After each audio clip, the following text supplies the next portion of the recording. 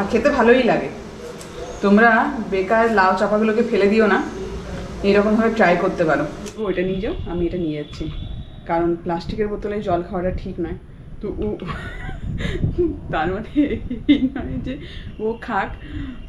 হাইরানি অরিজিৎকে ব্রাঞ্চে ছাড়তে গেছি, দিয়েও নেমে গেছে, তারপরে দেখছি টিফিনটাই আনতে ভুলে গেছি। ব্লগ করবো বলে বাবা খুলবেই না বলছে।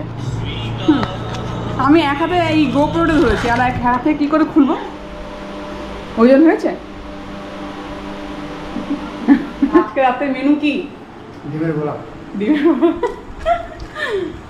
তাই বাবা বললো যে আগে চল, ছেড়ে দিয়ে চলে আসবো।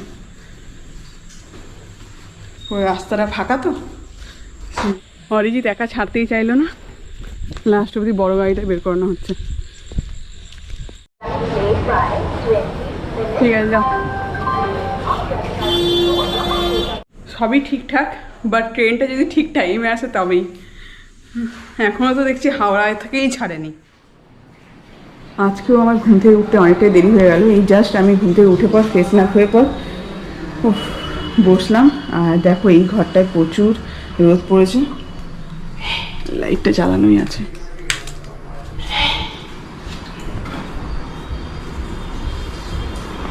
কি হবে? চা করছি।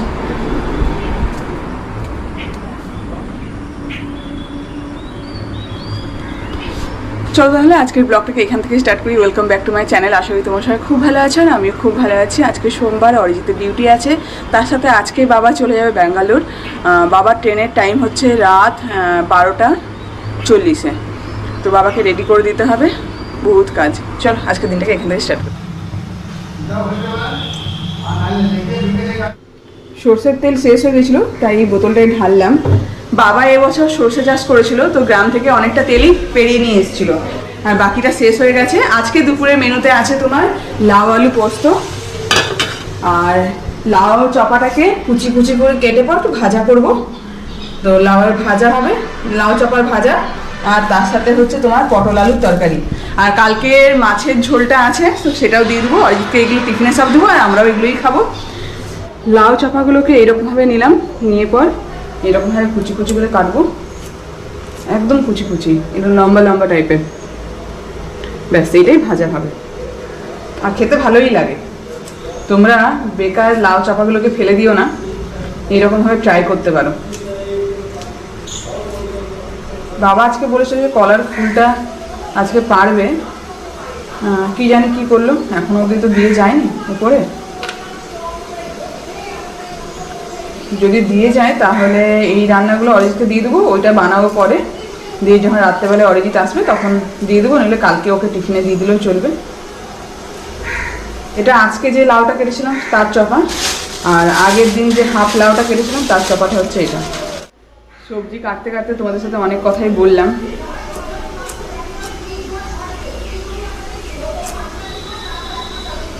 আসলে কথা বলার জন্য সময় নেই, এই সকাল সকাল উঠে পরে এত কাজ থাকে, তার মধ্যেও আবার ব্লগ, মানে তার মধ্যেও ভিডিওটা করি আমি,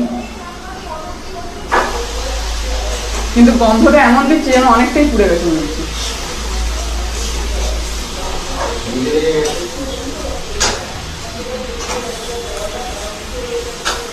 আর ভাজাটা আর লাউ আলু পোস্ত আর মাছটা দিলে হবে, না পটলের তরকারিটাও করবো।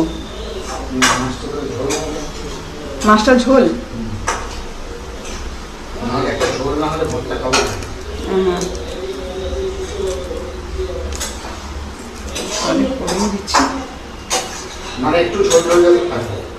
হ্যাঁ ঠিক আছে, তাহলে পটলের তরকারিটা করেই দিচ্ছি বলি। ও টিফিনটাই ধরাবে না,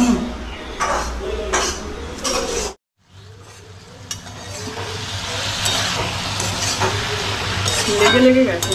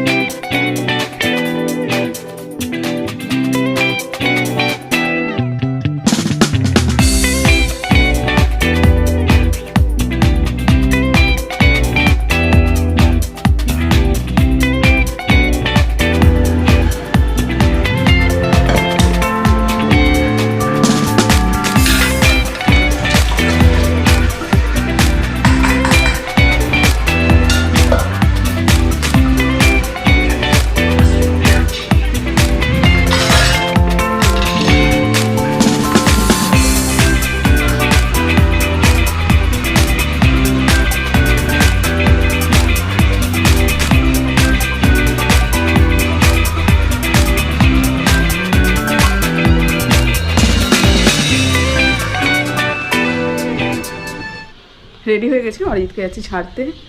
ফোন গোপ্রোটা এখানে রেখে যায়। কি হায়রানি, অরিজিৎকে ব্রাঞ্চে ছাড়তে গেছি, দিয়েও নেমে গেছে, তারপরে দেখছি টিফিনটাই আনতে ভুলে গেছি। আমি আবার ওকে ছেড়ে পর আবার ঘরে এসেছি টিফিন নিয়ে, আবার ওকে দিয়ে তারপরে এলাম।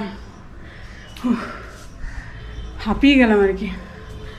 যা একটু টিফিনটা খাই, কিছু খাইনি সকাল থেকে, 11টা বাজতে যায়। বাবা পুজো দিয়ে দিয়েছে। বাবার ডেলি রুটিন হচ্ছে সকালবেলায় বাগানের যত কাজ করে পরে এসে স্নান করে তারপরে খাবার খাবে। এখন যেহেতু আমি আর বাবা আছি, তো বাবা দেখছে যে সকাল থেকে আমি কিছু না কিছু কাজ করছি, তার জন্য বাবা স্নান করে পুজো দিয়ে তারপরে খাবারটা খায়। তো সেই হিসেবে বাবার পুজো দেওয়া হয়ে গেছে, কিন্তু ঘর মুছা এখন অবধি হয়নি। তো ঘরটা আমাকে মুছতে হবে, আর আমাকে ডেলি ঘর মুছতে হয়। মানে আমি যদি ঘর না মুছি আমার গাটা প্রচুর কিচকিচ কিচকিচ করে, মানে মনে হয় না পুরো নোংরায় ঘরটা ভর্তি হয়ে গেছে, আমি থাকতে পারবো না। তো আমার ঘরটা মানে যতই দেরি হোক না কেন, আমার স্নান করতে বা খাবার খেতে বা উঠতে যতই দেরি হোক না কেন, আমি ঘরটা মুছবো।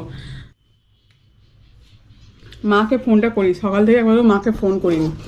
মার ভাই দুজনে মিলে ব্যাঙ্গালোর থেকে গেছিলো তোমার পূর্তি, ওখানে সাইবার আশ্রমে গেছিলো, পুজো টুজো করে চলে এসছে আজকে। সকালে বেরিয়েছে পূর্তি থেকে, কখন পৌঁছেছে সেই জন্য ফোনটা করি একবার।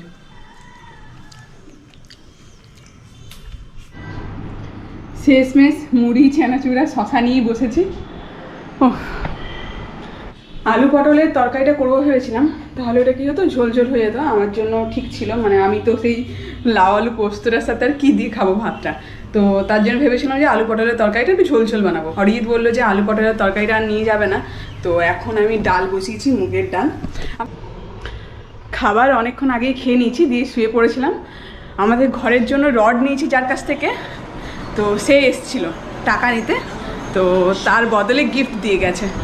এই চলো খোলো দেখি, দেখো আমি একাতে করলে কী করে খুলবো, খোলো না। ব্লগ করবো বলে বাবা খুলবেই না বলছে। আমি এক হাতে এই গোপ্রোটা ধরেছি, আর এক হাতে কী করে খুলবো।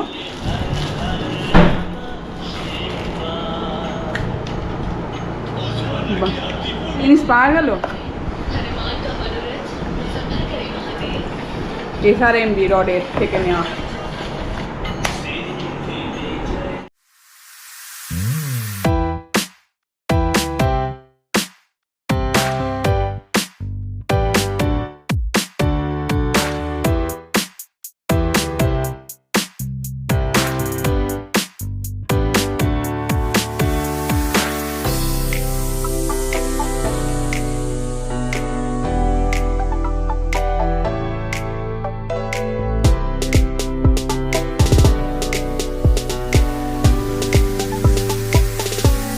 প্রত্যেক দিন আমি এই বোতলে করে জল নিয়ে যাই, বাট বোতলের ছিপিটার কিছুতেই লাগছে না, যত ঘুরাও দেখছো কিছুতেই লাগছে না। অরিজিৎ একটা বোতল পেয়েছিলাম, সেটা হচ্ছে কাপড় কিনতে গিয়ে, তোমার ট্রেন্ডসে জামা কাপড় কিনতে গিয়ে একটা বোতল পেয়েছিলাম, সেই বোতলটা বের করি।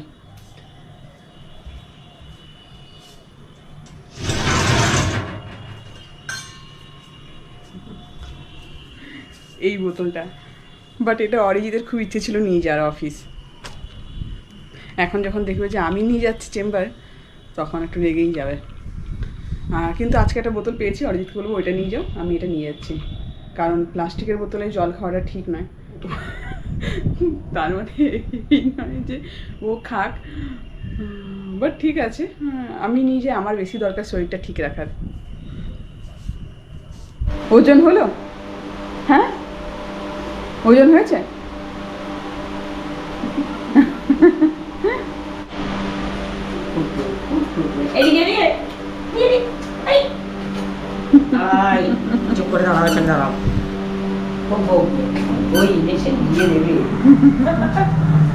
দেখে দেখে লেগিংসগুলোতে buy one get one free ছিল, তো লেগিংসগুলো ট্রাই করলাম। আমি এখন এসেছি স্পেন্সার থেকে আমি জাস্ট এলাম, আর বাবার এদিকে আলু ভাজা হয়ে গেছে, সাথে দিয়েছে তোমার বিটরুট আর হচ্ছে গাজর, আর এদিকে বাবা আলু সিদ্ধ করতে বসিয়েছে। এটা বাবা নিয়ে যাবে কালকে, যেহেতু ট্রেনেই থাকবে সারাদিন, আর বাবা বাইরের খাবার একদমই খায় না, তো তো ভাত এখান থেকে নিয়ে চলে যাচ্ছে, আর আলু সিদ্ধ ভাত খেয়ে নেবে।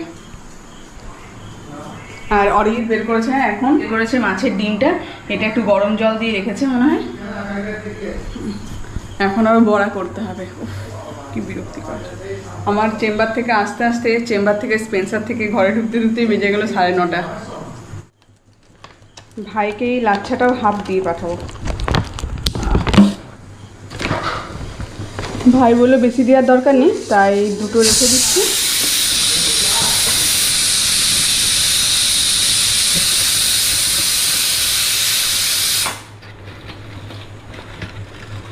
পড়লো, সব পড়ে গেল। এত বিরক্তিকর মেয়ে না আমি একটা।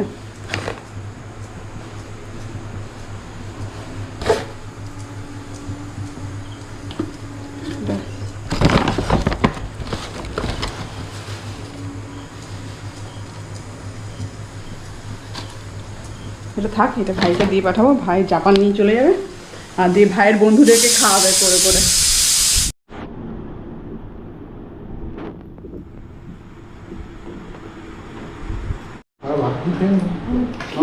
বলো রাতে মেনু কি? ডিমের বড়া।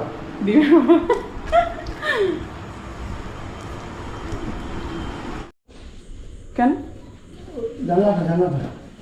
হ্যাঁ ঠিক আছে, চলো।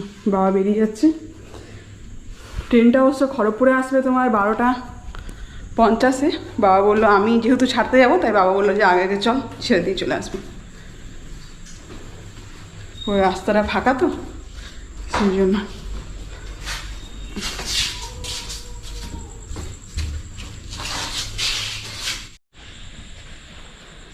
অরিজিৎ একা ছাড়তেই চাইলো না, লাস্ট অবধি বড় গাড়িটা বের করানো হচ্ছে।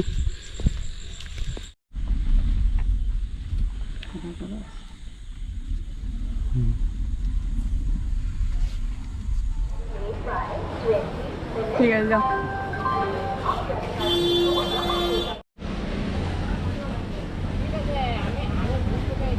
চলো।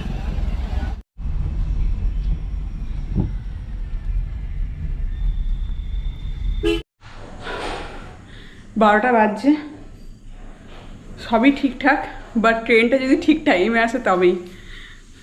এখনও তো দেখছি হাওড়ায় থেকেই ছাড়েনি, আমার ফোনে তাই দেখাচ্ছে।